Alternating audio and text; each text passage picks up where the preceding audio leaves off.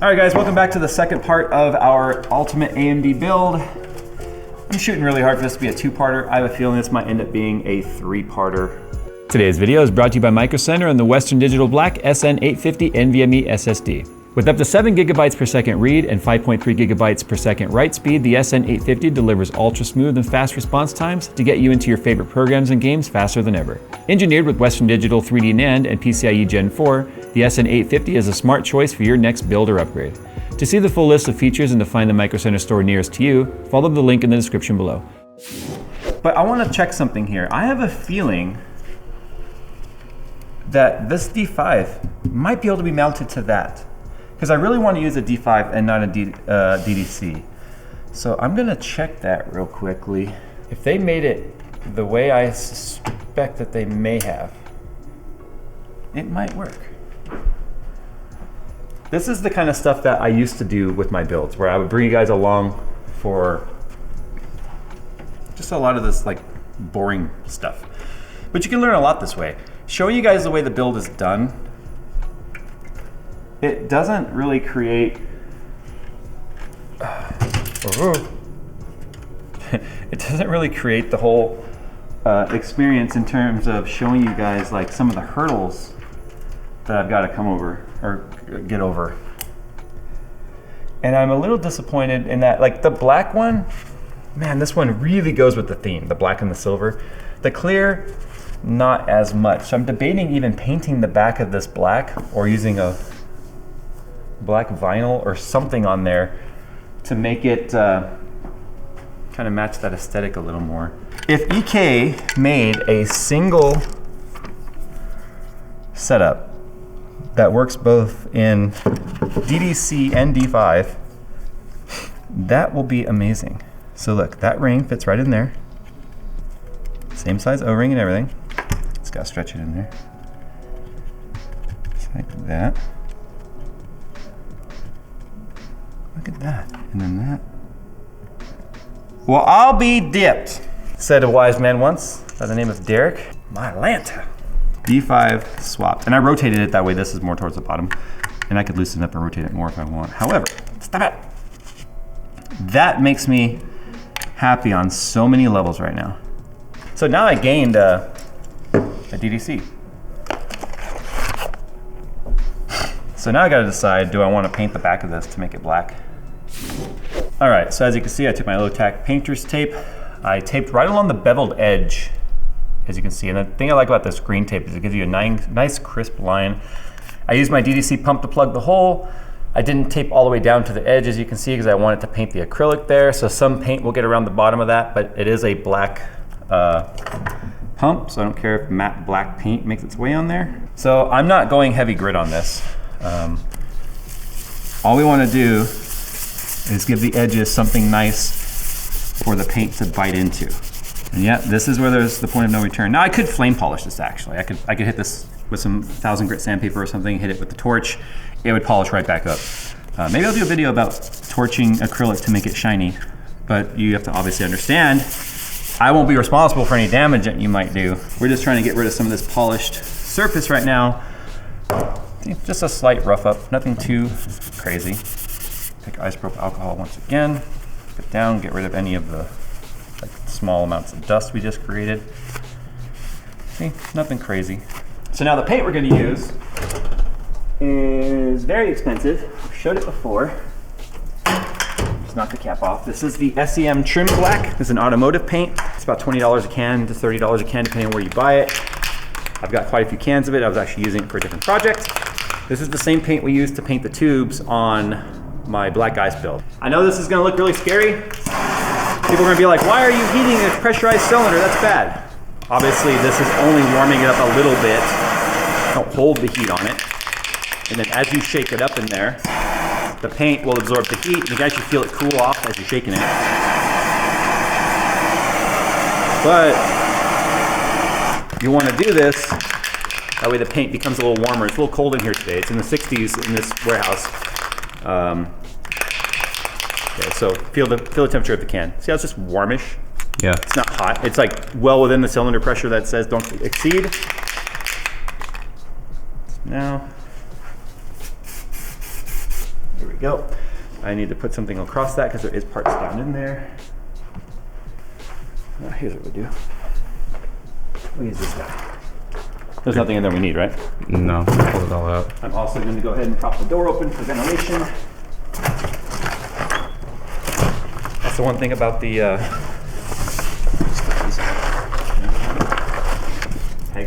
these are like holding the wheel together.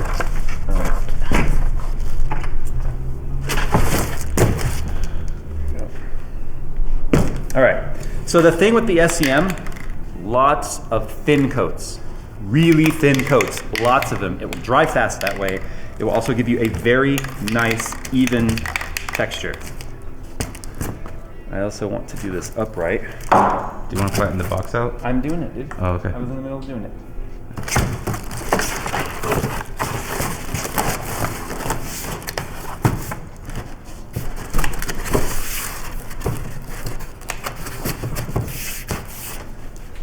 You know me in painting. I know what I'm doing. There. Upright will be better for the spray. Like an aerosol, you don't want to spray down like that. So.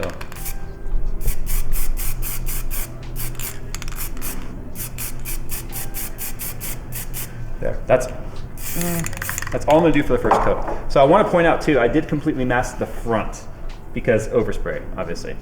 So you want to mask off as much as you can. So while that's drying, we'll move on to something else. So this is why I always recommend having a drain valve in your loop. Try and get it at the lowest point of the loop as possible. This loop is weird in the way that I have all these cross tubes happening in the back and stuff, which means that this is not going to be the easiest to drain, but getting as much of it into the reservoir as possible and then draining it out of the reservoir makes it a lot easier. I also keep one of these 5-gallon water jugs around with a hole at the top to make it just a whole lot easier. Okay, whatever. To drain the system. I also remove one of the plugs at the top of the reservoir so air can get in. If air can't get in, it doesn't drain very well. And then just turn. And then we just wait for physics and science to happen. So I'm just really trying to get this first one right here to a point to where I can know that it's empty. That way I can undo these fittings without fluid going everywhere. For the meantime, it'll stay together until I find what to do with these further win 3 cards that are water cooled and all that stuff. So yeah, this is the boring part. Just tip, tip, tip. I hear the gurgles. It sounds like my stomach after eating Alberto's. So this is what it looks like after 3 coats. You can see why I love this paint. Just how even, there's a couple of bits of trash meters way in there, but how evenly it sprays. It's not, like you could still see through it with light.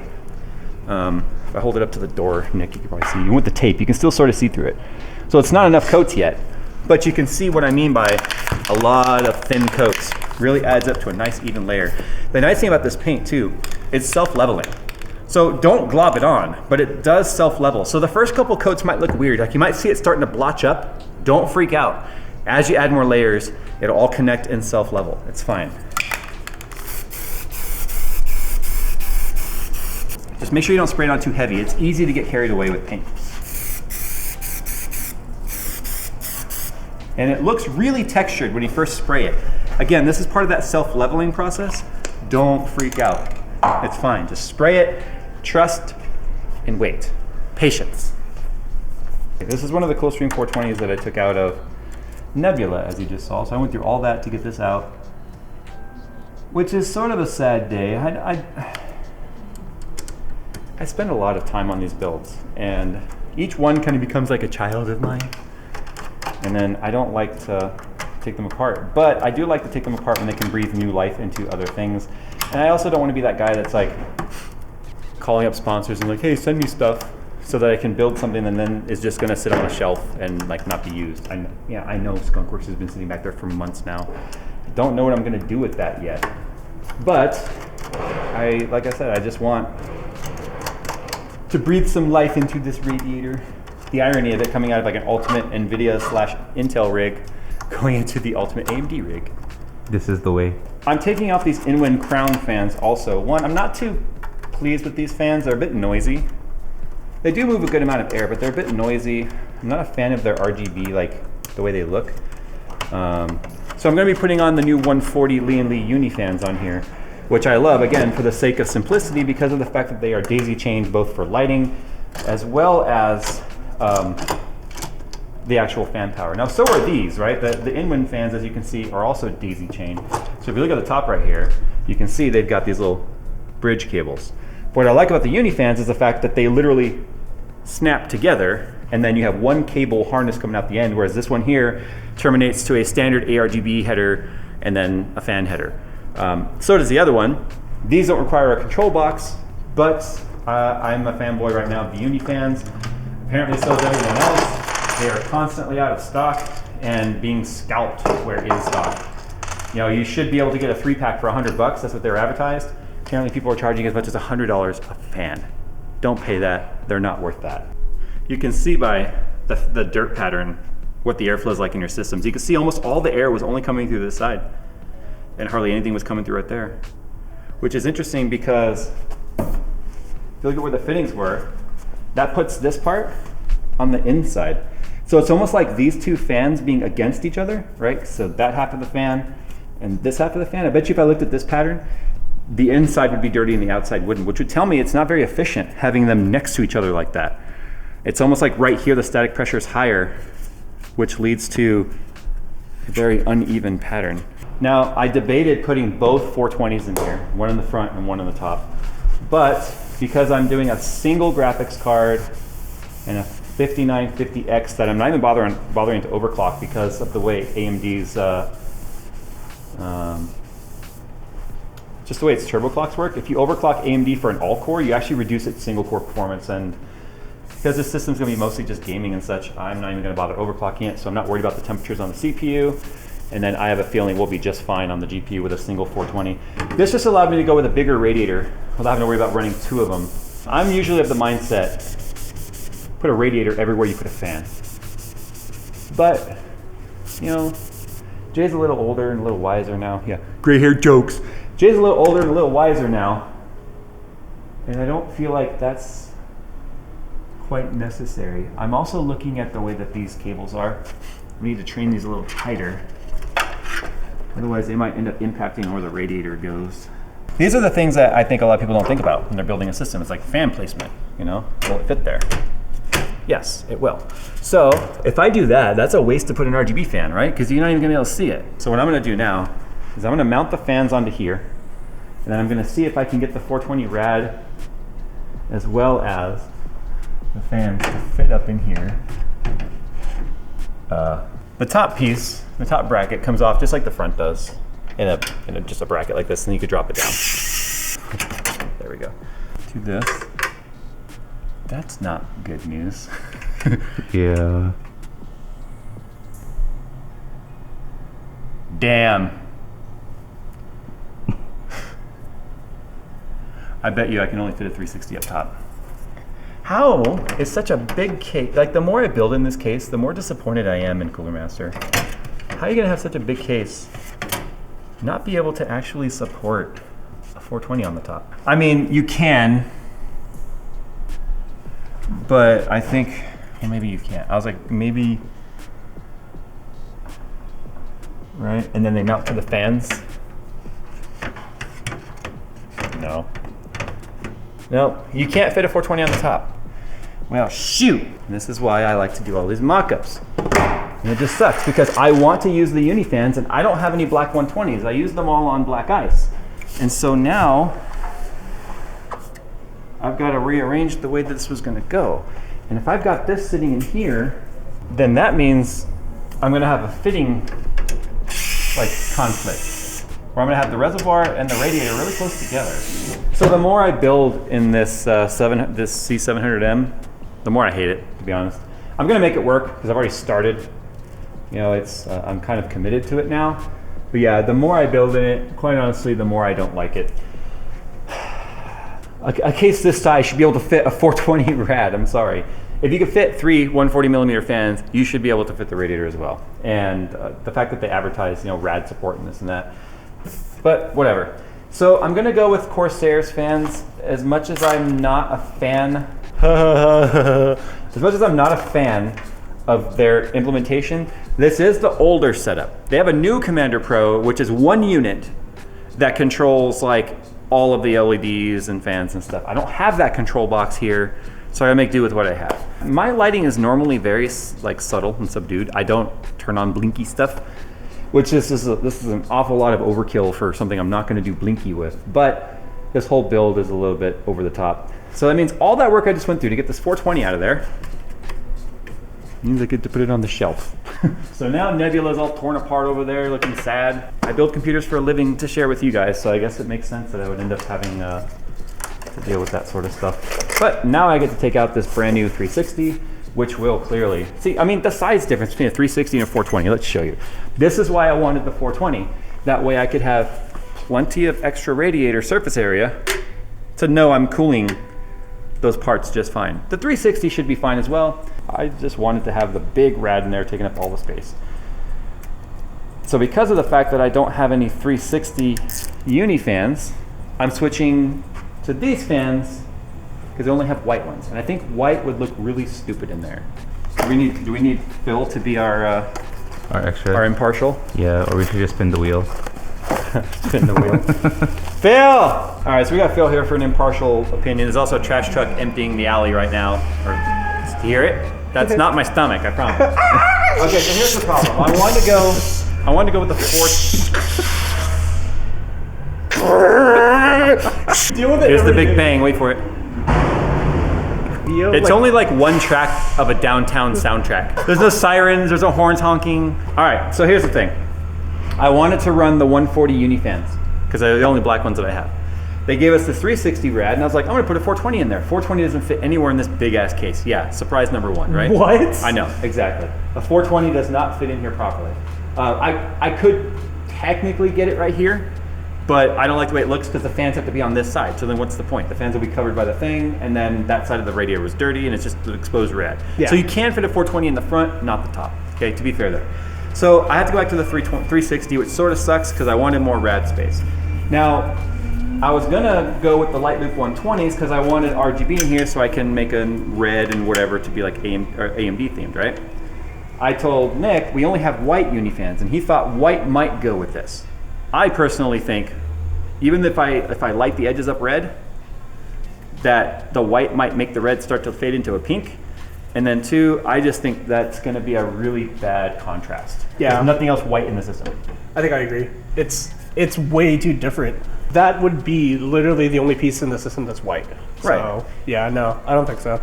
And it's really sad that, you know, I used every 120 that we had in black ice, all 9 of them. I could still use the Unifan 140s on the front and here. However, if I do a different fan here with the radiator, it'll look stupid. I could have the radiator hanging down with the fan on top and then just not do an RGB fan on top, but then there'd be no top illumination. Yeah, so, I think the light loops are gonna be your best bet. I don't think anything else kind of doesn't clash. I was if that afraid makes you were sense. going to say that. all right, well, I've got about 6.5 coats on this. I say a half because getting into the edges here around the pump was the hard part. So I figured I'll go ahead and tear this off now. And we'll see if I either royally fooked it. Because the nice thing is the acrylic is gonna make the paint super uniform, right? So the paint being uniform is nice, but it's like when you paint, like I said, an RC car body. You paint it on the inside, right? Not the outside. So as you can see, when you look in there now, that just looks like black plastic. So, Phil's currently editing part 1 of this video. Well, not not right now. Yeah. Second. I was currently. Hey, we will really be interrupted currently. him. Just feel honored that your opinion was the one like we used as our little kind of a tiebreaker here. Although once he saw the white, he was like, I'm kind of not. Yeah. Oh, let me clarify. Once I saw that fan in there, I was like, yeah, that sticks out too much too. No, next design sense sucks. You suck. No, you suck. No, you. No, the audience sucks. Guys. See it? So one of the things I did here was I used that beveled edge, Phil, as my cut line. Ooh. So precious. Use the chamfers. There. Diamond cut aluminium chamfers. Okay, well, that paint That looks turned out. good. That looks really good. That SCM paint, man, I will always have that on hand now. Like, it looks so good that I actually can't tell, because I haven't seen, like, that's like the second time I've seen that. I can't tell which part you really painted. Like, it looks like it was manufactured that way. SCM paint, I got mine on Amazon. Hell, I'll put a link down below. Affiliate. There we go. So, SEM paint. Where'd you go behind you? SEM paint on the back. I didn't do the sides, that way it can grab the RGB. There you go. We've got this spin to wind wheel now because we're gonna do some fun videos with it, but we can never decide what we want for lunch. So we added something new to the board. It says slap yourself. And then It's just one. it is Jay's turn. It's one slice of the pie. So if it lands on it, I have to slap myself and spin again. And if I land on it again,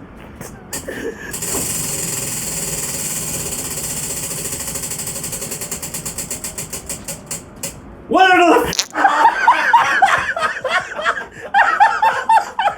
Do it. Do it. Do it. Oh my! Such a big case like this should not have these problems. And this is so disappointing in Cooler Master. This is like, I know I've said this a bunch now, but this is why you've got to build in cases to really learn how well thought out they are or aren't.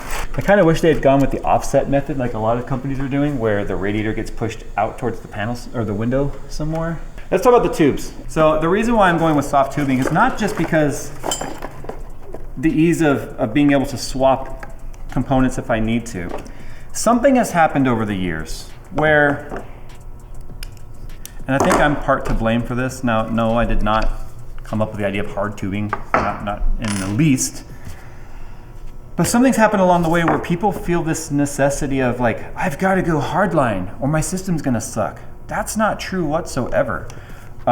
Soft tubing has a little bit more complication, and there's compatibility with fluids and the type of material it is. There's vinyl tubing, there's PETG soft tubing, there's, I'm already forgetting a lot of the different types, but the point is there's plasticizers in there, there's things that keep it flexible from getting hard, there is a chemical compound to them, and so various fluid types can cause clouding of clear tubes, it can cause some breakdown of it a little bit, yellowing, and the fact that this is just matte black, you're not gonna see any of that if it does start to form. But I don't want people to feel like if they don't go hard tubing, that their system sucks. And it's sad that there's people out there in the comment section, and I'm sure people watching this video right now, that have given us a hard time for doing soft tubing in Phil's build. And I've seen people give each other a hard time about, why didn't you go hard tubing? It's not that hard, bro. It's like, stop judging each other's systems. You can make it look good with anything. I have no doubt I could go to Home Depot and buy some soft tubing and make a build look nicer than the people out there that are saying stupid shit because of it's all about the way you route it and the way you make it look, not about the material that you use. So you can see now how this is gonna have a very industrial look to it, and that's exactly what I want. I want this to look industrial. I wanna see tubes just kind of like, you know, going around, not maybe a loop like that, but hey, there you go. We'll build a roller coaster in there with the tubing. So, if you've been considering doing water cooled and you're like, man, I'm afraid because I don't want to do hard tubing, then don't. It's fine. It really, really is, I promise. Now I gotta figure out my loop order. That's something I haven't gotten around to doing yet. I'm kind of thinking about going to the graphics card first, then the RAD, then the CPU. It doesn't matter what order it goes. People are gonna argue this. I don't really care. I'm not gonna get involved in the argument. I've tested this 1,000 times. It doesn't matter if it goes CPU to radiator to GPU or CPU to GPU to radiator. The CPU is not going to make the GPU hotter. This GPU is not going to make the CPU hotter. It doesn't matter because there's no thermostat and nothing's stopping flow. It's constantly flowing. The overall temperature is going to rise to what the equilibrium is between the heat sources and the heat exchanger, which is our 360. With that said, you can pick the order that seems the cleanest. And the thing about going out from the reservoir into the back side of the GPU, see I got some fittings up here, out of the GPU into the RAD, from the RAD to the CPU, and then from the CPU right back into the inlet over here. See? So even though it's soft tubing, it doesn't have to be ugly in terms of the routing as long as you think about it ahead of time. So I'm gonna just sort of get this rigged up. I'll show you guys what I came up with, and then unfortunately this is gonna end up being a 3-parter. I'm sorry, but the 3rd part at least will have all of the beautiful B-roll that you expect from Phil, and he'll get to play around with that probe lens and stuff that he's really excited about. So I'm gonna get the loop figured out, and then we'll come back and show you guys what the final loop order is. All right, so here's how the softline tube turned out, and like I promised you guys, it's cleaner than many of your hardline loops. So we're going out from the reservoir behind the GPU into the fitting back here. You can kind of see the tubing right there. Through the GPU, out of the GPU into the RAD, out of the rad into the CPU in, CPU out down here into what's a double 90 to the tubing being 3D basically behind the graphics card. So it's like 2 layers of tubing, like depth. But because I had the links just right, you can see they're nice, crisp, 90-degree angles on the fittings. So there's your perfect example that you do not have to go hardline and have a nice, clean system as long as you like think it through. The paint on the Reservoir, absolutely perfect. I cannot be any more happy with the way that that turned out. So now this clear Reservoir, which is bugging me because you can see the cables and stuff behind through it, now you won't be able to. We'll probably go ahead and go red coolant in here because they did provide a red and a clear premix, or a concentrate, I should say. So here's what we got left to do. We got to do front fans. I've got half the wiring done already because I had to get the wiring behind the graphics card plugged in, which I did after the card was in. That sort of sucked. Rear fan, get it all wired up, get the power supply in, and then beautiful montage, of course, as we do. So there you go. That's it for part 2. Promise it'll be done in part 3, but I think this one is turning out amazing. So thanks for watching, guys. 31 Days of Techmas is starting to wind down, and it couldn't come soon enough. I am beat. With that said, guys, we'll see you in the next one.